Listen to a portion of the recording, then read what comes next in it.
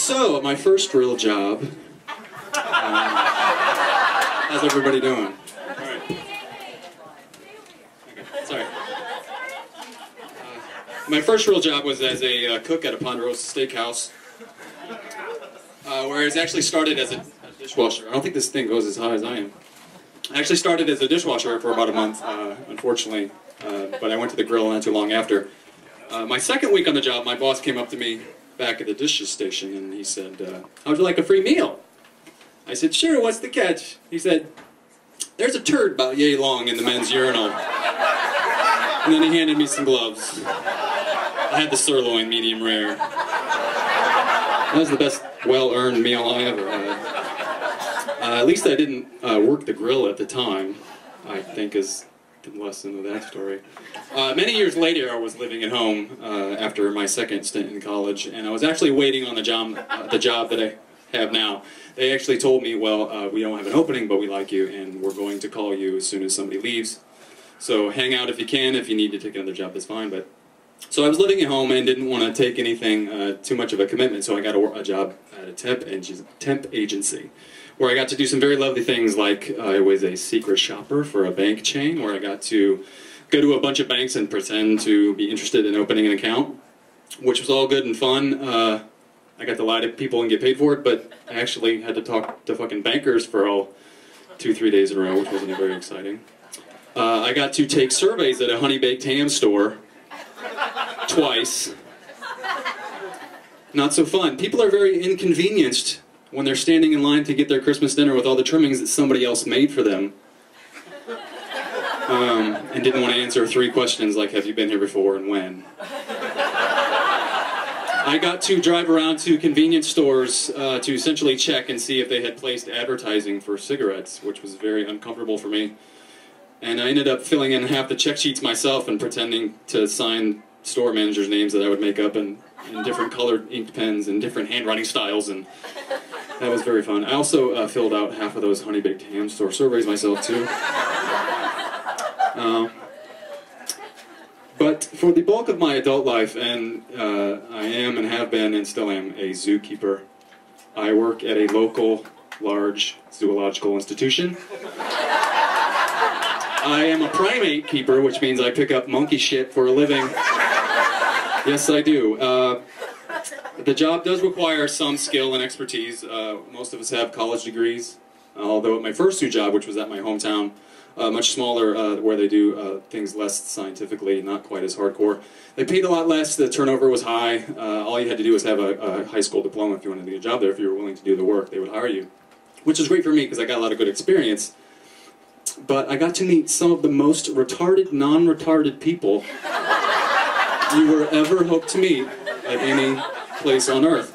My first supervisor at my first zoo job actually had a disagreement with me over the pronunciation of the word debris.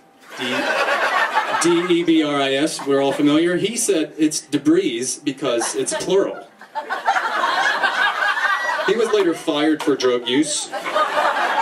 That's not a joke. There was also a guy at that same job named Mike who literally looked me in the face and said, well, first of all, he was missing some teeth and a shitload of common sense. And he said, I ain't racist or nothing, but I fucking hate Mexicans. What the fuck? Right. He was later fired for being an idiot. I recently had a supervisor who admitted 2 months into the job that he had had typhoid fever as a kid and had some short-term memory loss issues.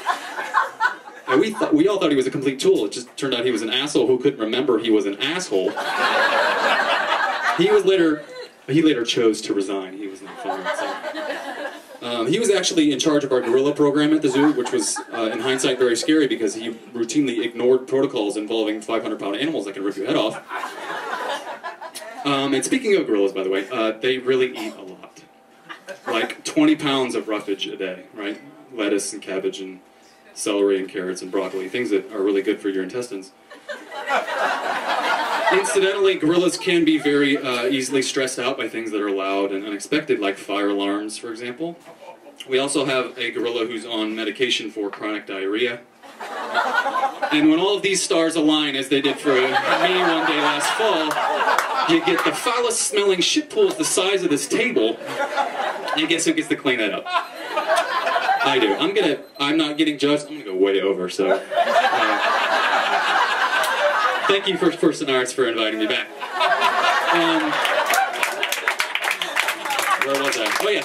I have seen monkeys throw shit, but twice in all of 14 years as a zookeeper, so don't believe the hype. It doesn't happen that often. Monkeys do love bananas, although grapes are more popular. I have seen apes go ape shit.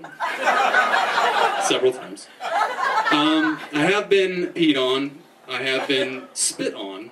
Don't piss off an orangutan with a mouthful of water. And by piss off, I mean not give him the raisin you have in your hand.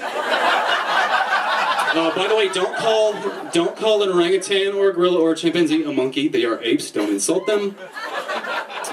I have been shit on several times. The most memorable being from a langur, which is an Asian leaf-eating monkey with shit like brownie batter, from about 10 feet above me, right on the back of my neck,